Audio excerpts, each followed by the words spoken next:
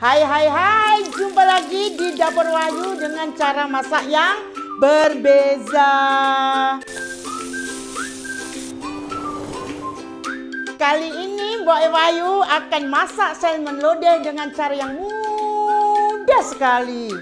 Bahan-bahannya adalah ikan salmon, lodeh paste, air, santan, bawang, cili, tomato, parsley, mentega, lada sula, garam.